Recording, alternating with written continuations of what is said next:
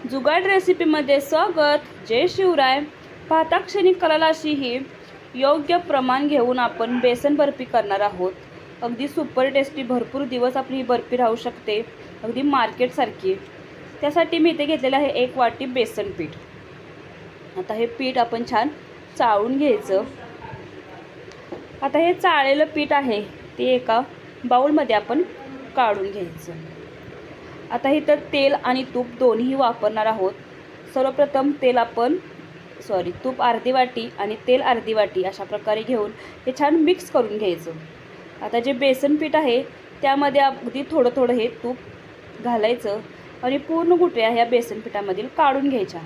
अगदी थोडं थोडं घाला, अगदी अर्धी वाटीच आपण इथे तूप वापरणार आहोत आणि अर्धी वाटी पुढे यूज करणार आहोत। अशा प्रकारे आपण हे तूप वापरून सर्व गुठळ्या काढून घ्यायच्या।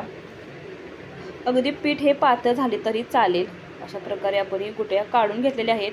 पाहू शकता आपली अर्धी वाटी इथे तूप राहिलेलं आहे, ते आपण पुढे यूज करायचं। आता 1 वाटी आपण साखर घ्यायची पाक करण्यासाठी आणि अर्धी वाटी पाणी। आता आपण पाक तयार करण्यासाठी ही साखर ठेवायची, थोडंसं हे हलवत राहावा आणि एकच तार येईस तोपर्यंत हा आपण पाक तयार करून घेणार आहोत। अशा प्रकारे पाहू शकता अगदी एकच तार येईस तोपर्यंत हा पाक तयार करून घेतलेला आहे। आता जे बेसनचं मिश्रण आहे ते आपण या पाकामध्ये घालायचं आणि हे जरा हलवत राहायचं। पूर्ण गुठळ्या आपण आपोआप ह्या निघतात, थोडंसं हलवत राहावा।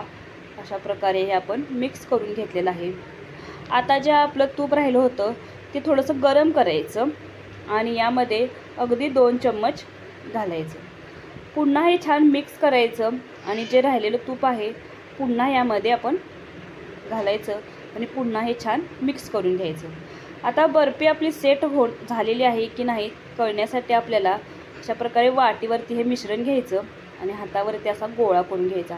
पाहू शकता अगदी चिकटलेलं नाही, त्यामुळे कळतं की आपली आता बर्फी हे सेट होण्यासाठी तयार आहे। अगदी शेवटच्या क्षणी थोडासा गॅस वाढवायचा आणि ही बर्फी पुन्हा छान मिक्स करून घ्यायची आणि भांड्यामध्ये हे मिश्रण काढून घ्यायचं। आता हे मिश्रण अगदी गरमागरम असतानाच त्यावरती अशा प्रकारे कापडाने हे झाकून ठेवायचं। अर्धा तास झाकून ठेवायचं। थोडंसं गरम असतानाच आपण याचे काप करणार आहोत।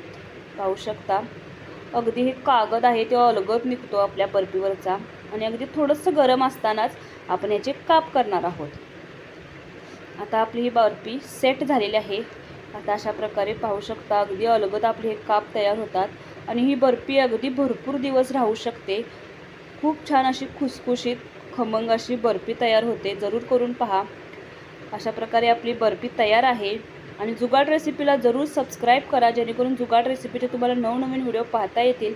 लाईक करा, कमेंट करा आणि सबस्क्राईब करा। धन्यवाद।